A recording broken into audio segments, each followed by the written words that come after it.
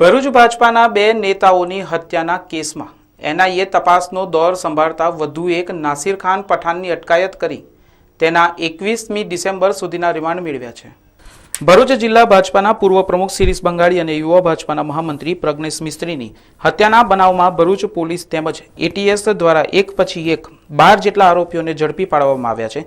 Police તપાસમાં underworld down gang સાથે આતંકવાદી કનેક્શન બહાર આવતા આ ચકચારી હત્યાની તપાસ નેશનલ ઇન્વેસ્ટિગેશન એજન્સીને સોંપવામાં આવતા ભરૂચ આવી એનઆઈએની ટીમે ઘટના સ્થળની મુલાકાત લેવા સાથે તપાસ અંગેના અહેવાલ તૈયાર કરી તપાસનો દોર પોતાના હાથમાં લઈ લીધો છે।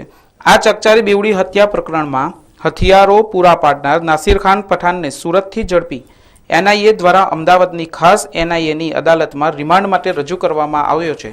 એનઆઈએ દ્વારા નાસિર ખાન પઠાણના 14 દિવસના રિમાન્ડની માંગણી કરવામાં આવી હતી, પરંતુ કોર્ટ દ્વારા 21મી ડિસેમ્બર એટલે કે 6 દિવસના રિમાન્ડ મંજૂર કરવામાં આવ્યા છે। એનઆઈએ દ્વારા નાસિર ખાન પઠાણના રિમાન્ડ દરમિયાન નવા ખુલાસા થાય અને બીજા કયા નામ બહાર આવે છે તથા આરોપીઓની અટકાયતનો આંકડો ક્યાં પહોંચે છે તે જોવું રહ્યું।